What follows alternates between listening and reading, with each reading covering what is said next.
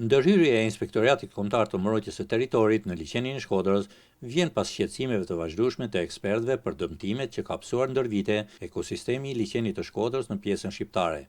Kjo për shkak të ndërhyrjeve të jashtëligjshme.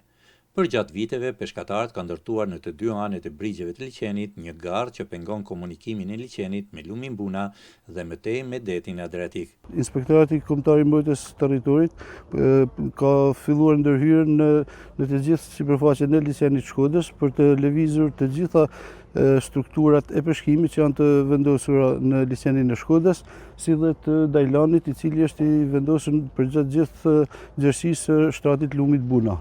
Që nga viti i kaluar nuk janë të pajisur me leje nga autoritetet përkatëse dhe në këto kushte po bëhet ndërhyrje sepse në këtë moment ato të gjithë struktura janë të paligjshme.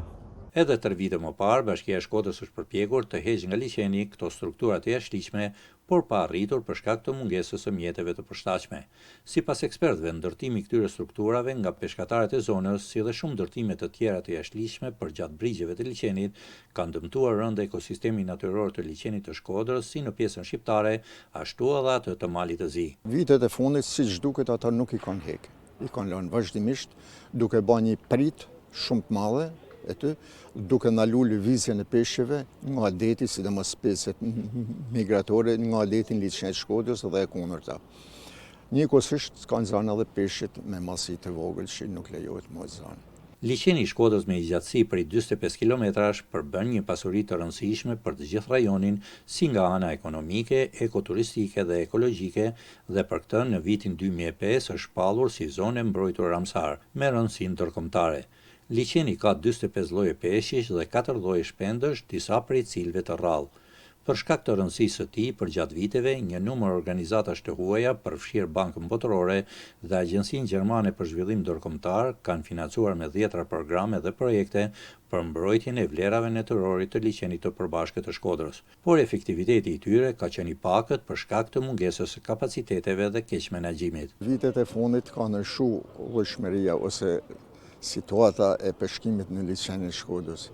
Kjo fal dynjeve të mëdha që u përfshin në vitet e demokracisë në brigjet e liçenit, ku një pjesë e njerëzve kalon sektorin e peshkimit. Kuptohet ato pa njohuri fillestare, duke zhytur me forma të ndalumuna, me mënyra të damshme në kohë të ndalumuna, në vendet ndalumuna, bën që resurset peshkore të zvogëlohen mjaft. Duke e kthyer pak a shumë liçenin e Shkodrës një amortizator të problemeve sociale. Megjithëse ekosistemi i liçenit të Shkodrës është i njëjtë, ekspertët thonë se ai nuk ka të njëjtin vlerësim në të dy anet e tij, në pjesën shqiptare dhe atë të Malit të Zi. Ndërsa në fillim të vitit 2022 qeveria shqiptare shpalli pjesën shqiptare të liçenit, rezervat natyror të menaxhuar, pjesa malazeze prej shumë vitesh mban statusin e parkut kombëtar. Për Zërin e Amerikës, nga Shkodra, Pollum Sulo.